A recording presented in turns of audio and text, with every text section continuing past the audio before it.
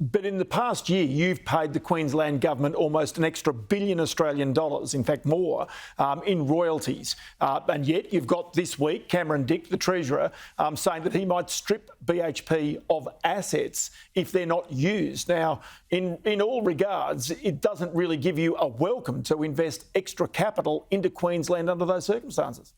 So let me start by saying, Ross, that of course we're continuing to use these assets and invest in them.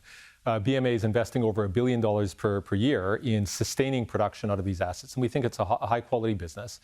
The comments that I've made really reflect, I think, an uncontroversial position, and that is that if returns come down because of a higher fiscal regime or higher royalty regime, and at the same time risk goes up, that impedes the attractiveness of those investments relative to other options elsewhere. I don't think that's particularly controversial. We do see long-term need for high-quality hard coking coal, both because of the growth in India, but also because this quality of coal, or this quality segment, will help steelmakers decarbonize, actually, in the medium term. So the opportunities are there. But capital, not just for BHP, generally speaking, the capital opportunities in the marketplace, or capital needs to compete versus other opportunities in the marketplace.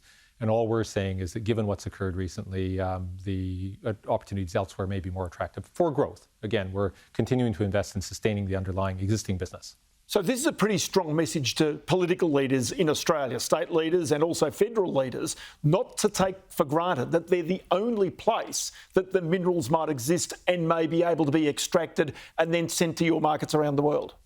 The point I'd make, Ross, and it's not a BHP specific point. This is kind of a general point. It's not even just constrained to the resources sector. As a nation, we are heavily dependent upon exports. And exports have allowed us to become a very rich nation with high standards of living. But over the next 20 or 30 years, and you see this laid out in the BCA report, there's some headwinds that we're going to face.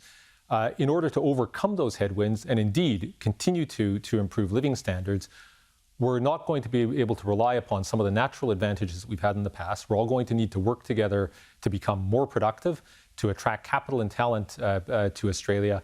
And that starts with policy, but of course it requires a significant effort on the part of businesses. You see in the BHP results over the past 12 months, a real focus or continuing focus on productivity. And that's helped us to offset some of the near-term headwinds that we face. And we think over the long term, that coupled with supportive policy will allow us to maintain a strong business here and indeed to attract further capital into growth.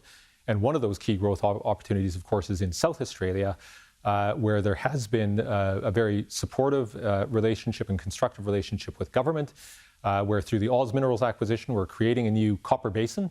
As we've seen in iron ore and coal, when you bring together assets and around shared infrastructure, the opportunities open up. And that's what we're hoping to chase after in copper in South Australia in one of our key future-facing commodities. Mike Henry, it's always good to chat to you about these issues, but it does certainly highlight one issue, and that is Australia might be the lucky country, but it has to have the right settings as well, politically and economically. Many thanks for your time.